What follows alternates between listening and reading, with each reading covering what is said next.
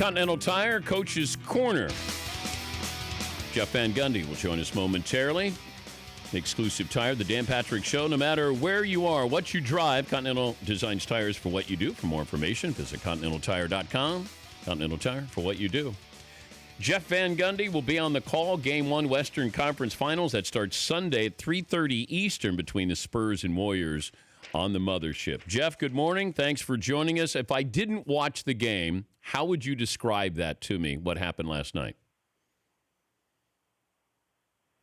Unfathomable. You know, like the combination of the Spurs playing such a great road game and being dominant from start to finish, and the Rockets, led by Harden, being passive really at both ends of the floor and playing as bad a game as they've played all year. That, combination, to me, if you would have said that before the game, without Leonard, without Parker, that they're going to win the game, that would have been a stretch. But to dominate the game, I just couldn't have imagined that. When did you realize that what you were seeing is what you were not expecting to see?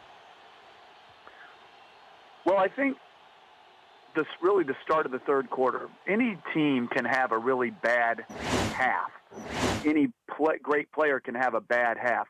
What I was most surprised about was the start of the third quarter, that the Rockets, after having, halftime, didn't gather themselves and make a huge emotional push to start that third quarter.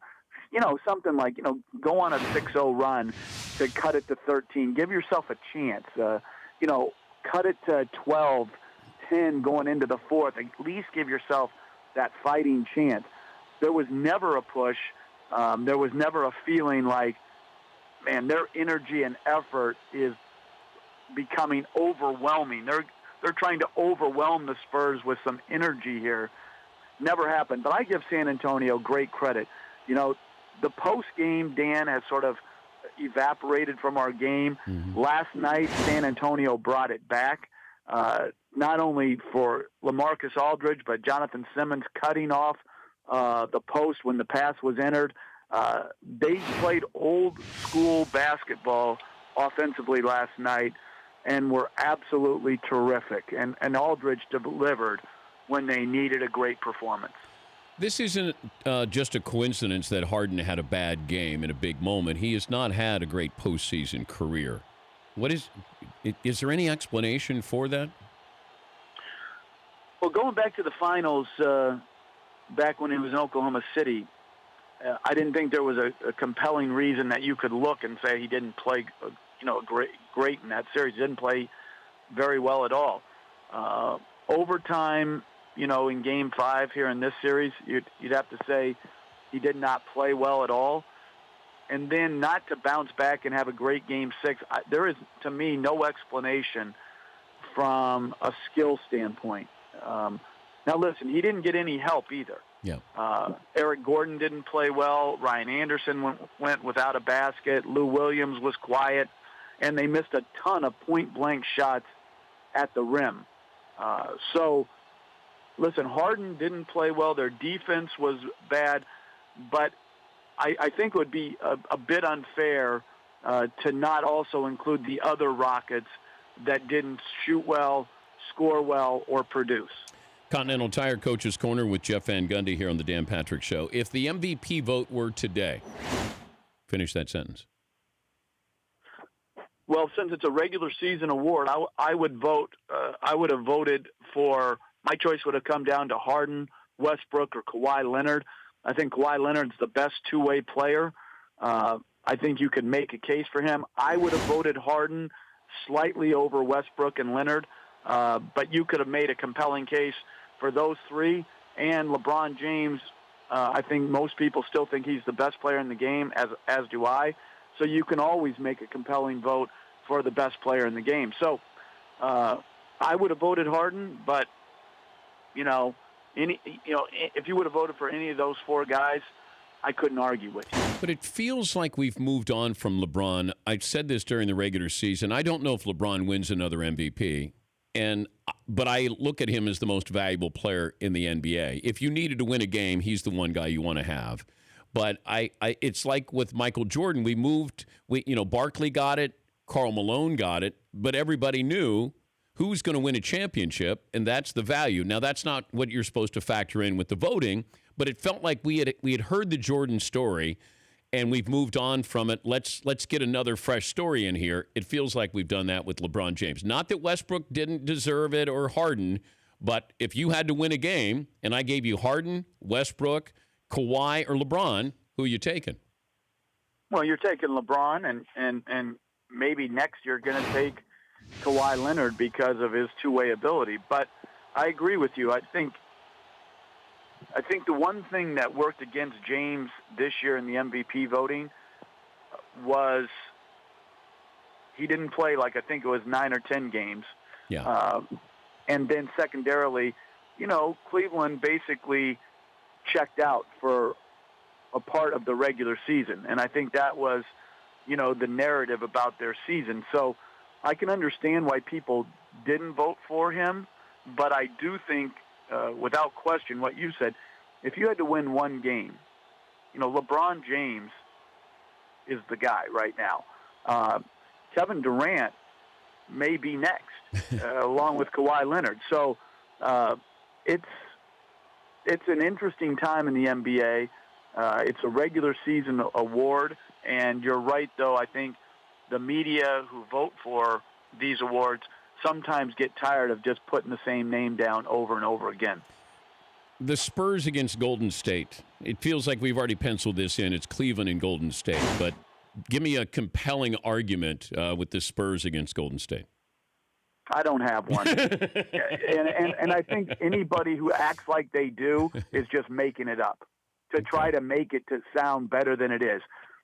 San Antonio is going to do what they do. They're going to play hard, and they're going to play smart and tough and poised and disciplined.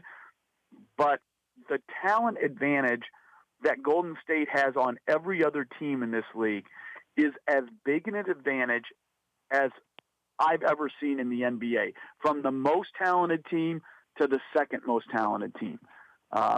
It's such a huge advantage that to beat them 4 times would require Golden State to play very poorly, have an injury, an incident, and San Antonio to play so well and shoot the ball from 3, and LaMarcus Aldridge being great on a nightly basis. I just think there's too many things that would have to go right to imagine San Antonio not winning a game. Of course they can win a game. They're such a great team. But to win 4 games, it's hard for me to fathom. Explain to me how you can have what I think is an evenly matched series, if not the Wizards being a little bit better than the Celtics, but these games are like they're blowouts. Like, how does that happen where you play so good and then you travel, 1,000 miles or a couple of 100 miles and you get smoked, Jeff?